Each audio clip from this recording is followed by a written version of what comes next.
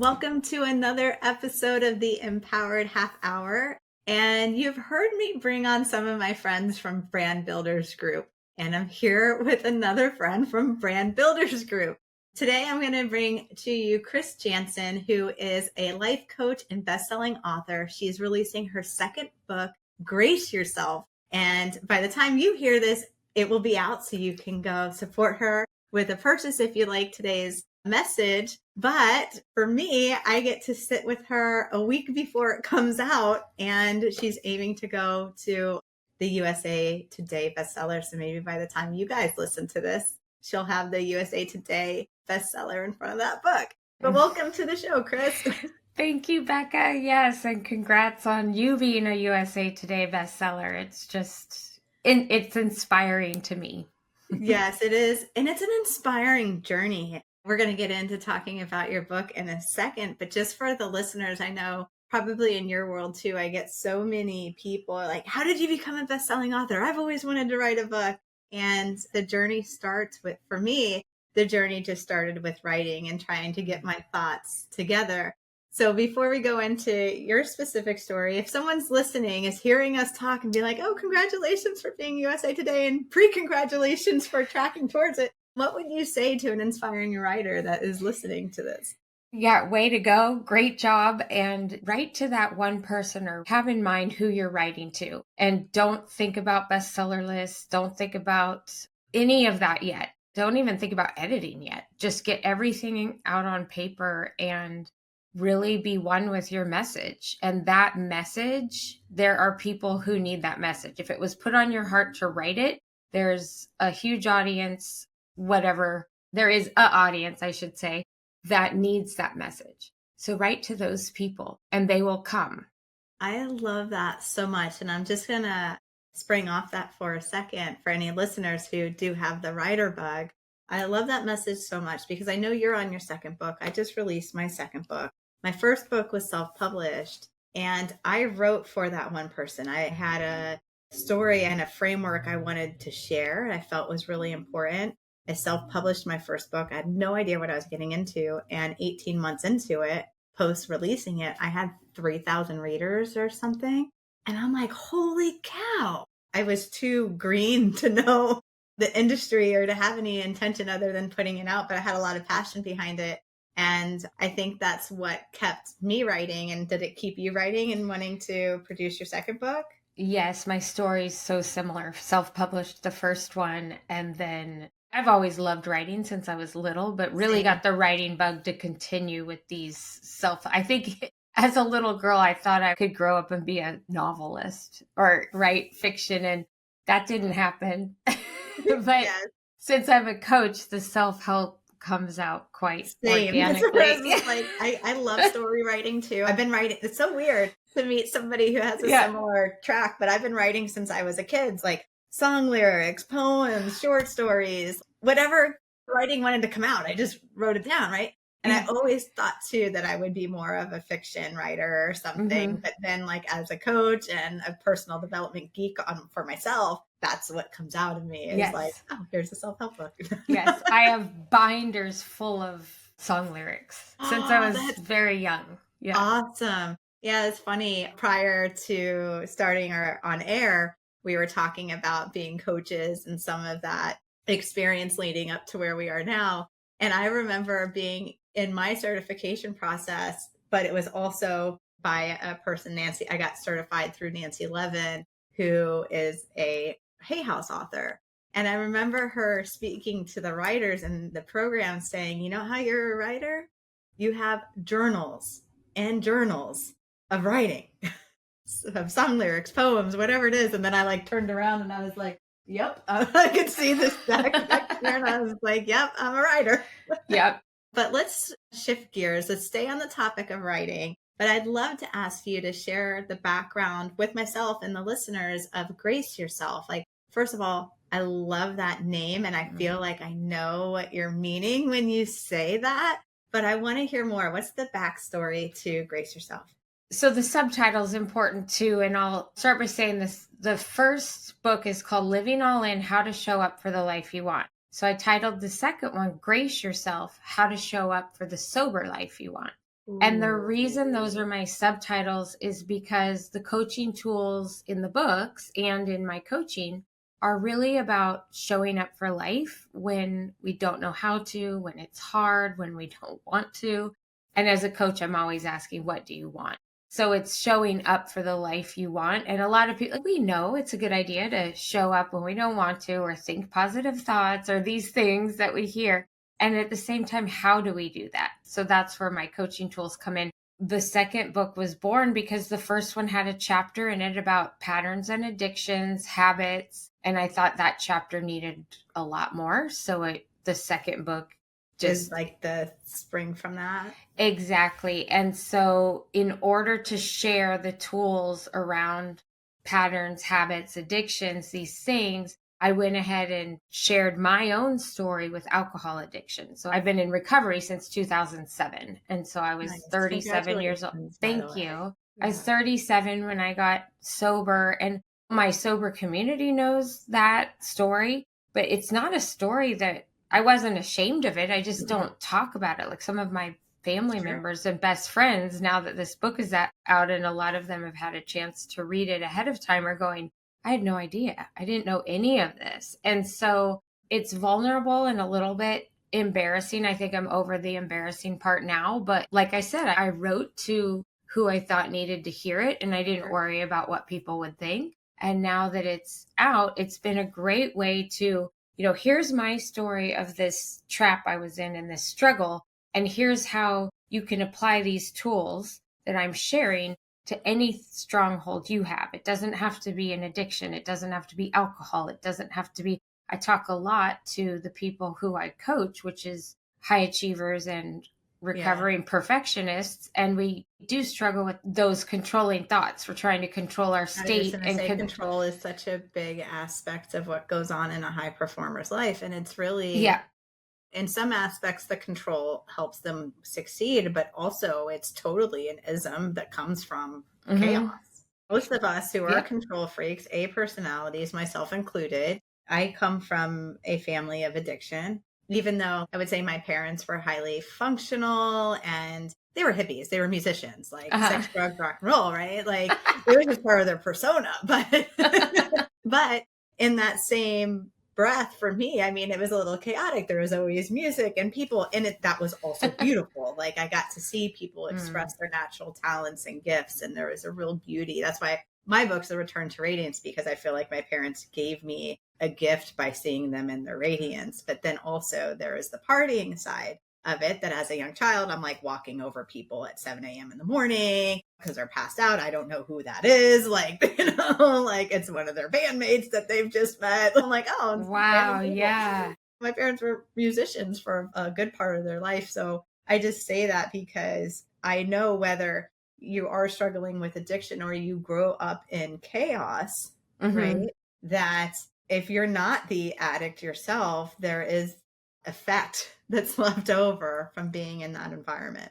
Right. And then wanting, especially as a young girl, to control our state, Yes. because when so much is outside of our control, we could learn to control what we can. And a lot of people that fall into a harmful addiction, we didn't mean to. I didn't set out to go, hey, I think I'll become an alcoholic. Nobody does. I went to workaholic, like, so Right. mine Yeah. as an ism and something else that some people Right. reward and clap for. As a high performer, I was like, "Oh, she works a lot. She's excelling." Right. But I We're was killing finding, myself on the inside. yes, that's right. Because you're finding a soother to soothe this, and it becomes a ritualistic soother, which can turn into a harmful addiction before we know it.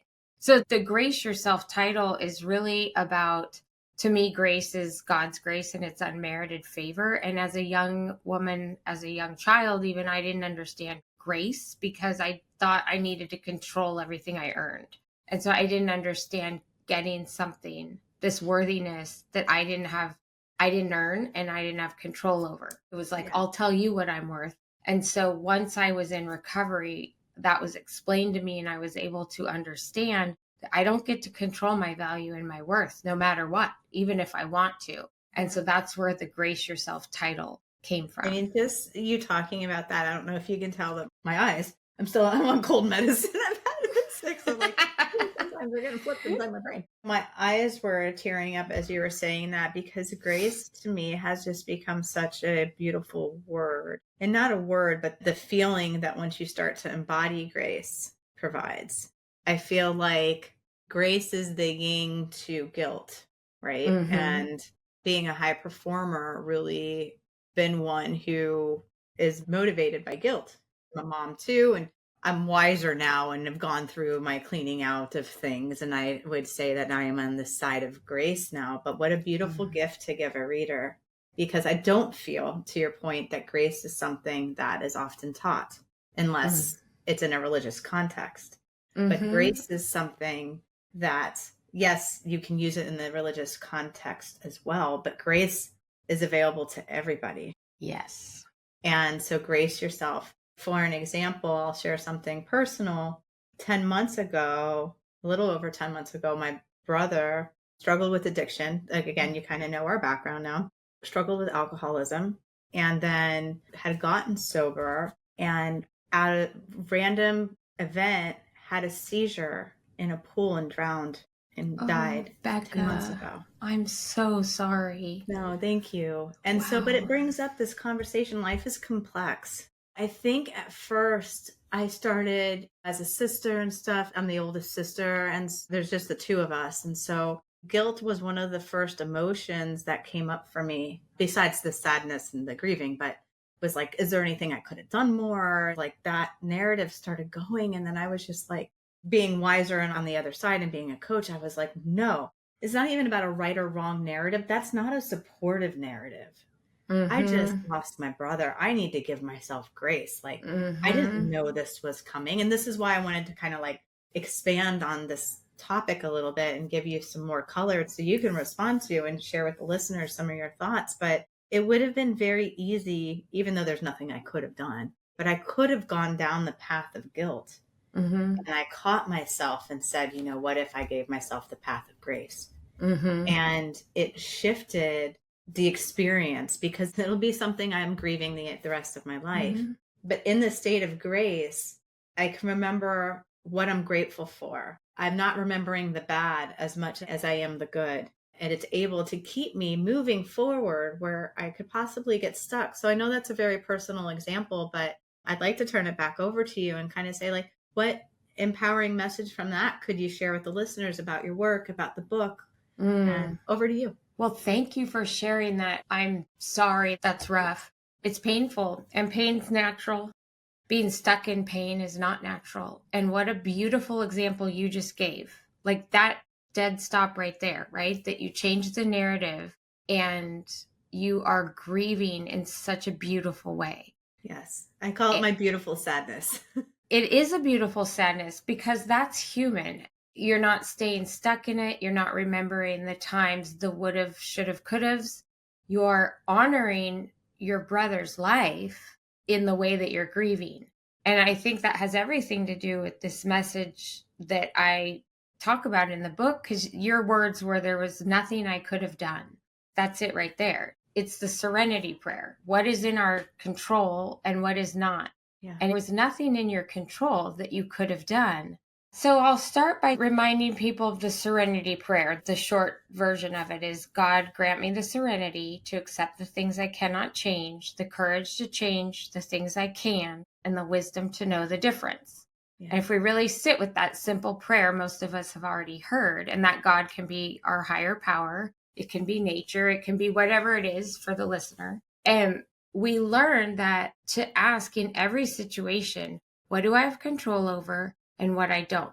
And when we have guilt over something or a false narrative or a limiting belief over something that we had no control over, Yes. we are trying to control something that's not ours to control. And that is playing God. Yeah. And it is another form of pride. In the 12-step recovery programs, which I'm part of, we actually call that pride in reverse, where even if we have Okay. self-loathing or we're guilt or we're like, oh, woe is me, having a big pity party, that's another form of pride as well. So That's when we, really interesting. and And it's it's natural to have guilt. It's natural to have guilt, but then let's move out of it, right? That's what I was just going to say. There's just a lot of wisdom in what you're saying. So I want to ask you another question on the grace narrative and on the theme of your book too. I think it's pretty much been part of our conversation, but I'll ask the question more directly. Like, how could using this theme of what we're talking about empower someone's life and change it for the better? To just see through the lens of we don't get to control everything, even though we may want to, and that includes our self-worth. Yeah. You don't get to control how valuable you are. If you're human, you have value no matter what. I get it that that's hard for some of us to accept. It's so we do need to work on it, like a muscle at the gym, right? Where we put on that narrative, put it on like a mantra, or, I have lots of exercises in the book to condition these narratives. We don't just hear it one time and now it's part of us. It took a long time to write that old Conditioning. lousy story. It will take time to condition the new story. Yeah, I love that so much. And I think that so many people want the easy button, which is why people sign up for programs that promise this in 30 days. True transformation takes time, and it's another opportunity to enter grace. You didn't get to where you were overnight. Like, I just love this topic so much. I'm so happy you came on the podcast Oh, because I've never spoken about grace. It's one of the topics that hasn't really been up. So since you have a book, it's just awesome. We get to like double click in it. I'm like, this is good. But it's just such a good reminder that grace is part of the process. You didn't get to where you are overnight. You didn't build your isms or whatever in 30 days. You're not going to be able to shift in 30 days, mhm. but you can shift your mindset in 30 days. You can shift your mindset is to this is a journey I want to be committed to. This is a Yes. practice I want to be committed to. And then, like you said, you get to use tools like you present in your book to help someone with that reconditioning and Yes. reprogramming process. Yes. Yes. Knowing it's not perfect. It's progress, not perfection. Yeah, that's awesome. And I don't mean to put you on the spot, but I'm like, is there a tool or a tip in the book that would be easy to share with the listeners? Yeah, I think my favorite one, the main one, because we're talking about story, the tip would be to write down whatever your story as you hear it now is and be very honest and take a piece of paper, put two columns, line down the middle. On the left side, write down the story as you hear it. Like, let's say if you weren't who you are, another person who lost a sibling and was stuck in that place we don't want to be stuck in, maybe they would say, my brother drowned. It's my fault. Things like this always happen to me. I should have been over there. I should have, whatever it is. And you write it down. Then you highlight only what's true, which really, in what I just said, the only thing that's true is my brother drowned.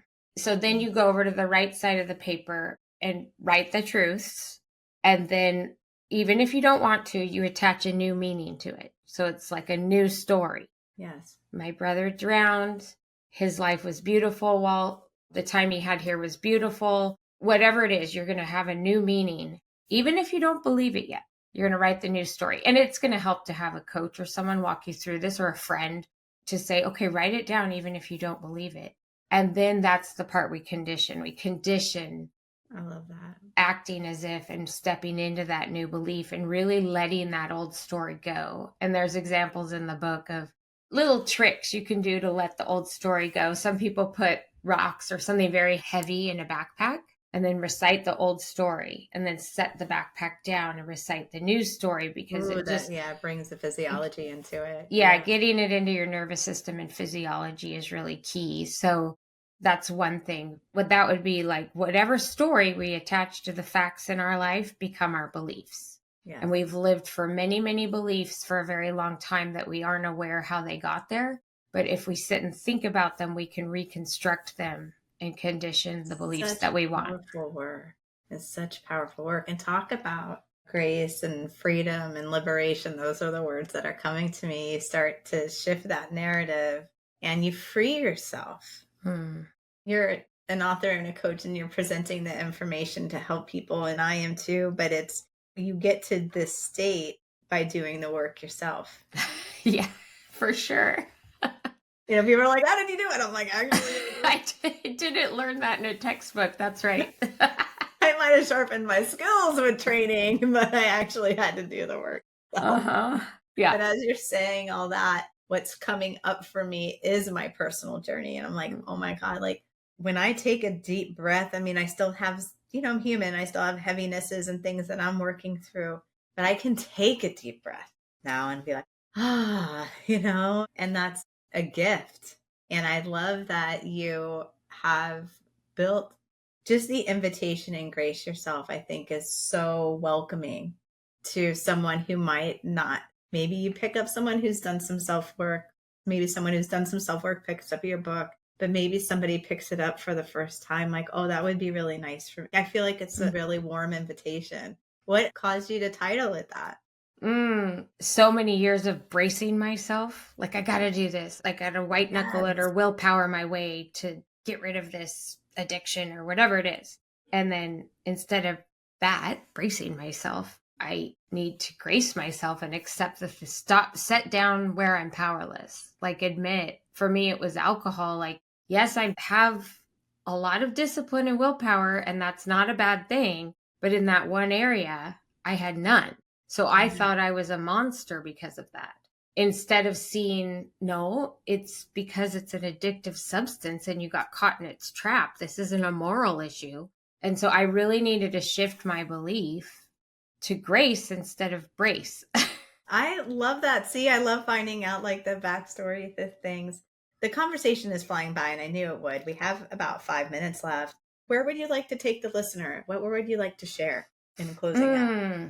Yeah, just sit with this, go back and listen to the old story, new story exercise that I presented. And if it is written down in both my books, so it walks you straight through all of it, but see anything through the lens of that. What story am I attaching to this circumstance in my life, especially those circumstances we don't have control over? That's a good message to leave people with. And then the book is available where books are sold, and I keep my website updated, whatever's going on. My coaching services are there too. That's chrisjanssencoaching.com. That's awesome. And so, yeah. That's so cool. And do you see yourself writing a third, or are you just still on pause? I started a third. I knew it. I'm like, every writer, people ask me too. They're like, we have to write your third? Yeah. I'm like, I have some concepts in my head, but yeah.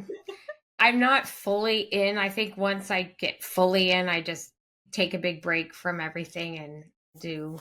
I'm more right in seasons, like not so much an hour a day or just like block everything for 3 months and just crank it out or something. I love that. I love the creative process. That's a whole nother, I think I could have you on. Oh, I know. The creative process. And it's different for everybody too. It is. That's why I love talking about it. I'm like, what do you do? Yeah, I know. How do you do it? Right. Yeah, I definitely see. I need to keep writing. It's very healing for me. I mean, so healing for me too. Yeah, you get it. It's like, how much did you learn about yourself because you were writing?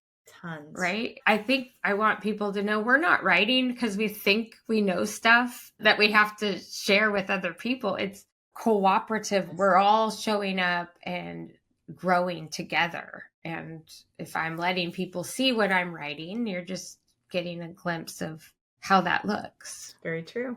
So, well, it's time to wind down. So I'm going to ask the last question. It is the Empowered Half Hour. So I would love you to leave the listeners with a message of empowerment. You are worthy no matter what. There's nothing anyone or even yourself can say or do or think to negate your worth. Period. Staying in silence for that too, because I received it. I got the goosebumps. I'm like, yes, Chris. Yes, that was so good. All right, listeners, support Chris with her beautiful work. Obviously, her message is so inspiring. And I really do feel that if you picked up her book, you might experience some gracing shifts in your own life. And how awesome would that be? So you can find Grace Yourself wherever books are sold. Her website and everything will be in show notes as always. And Chris, thank you for being a guest on the Empowered Half Hour. It was great to have you. Thank you so much, Becca.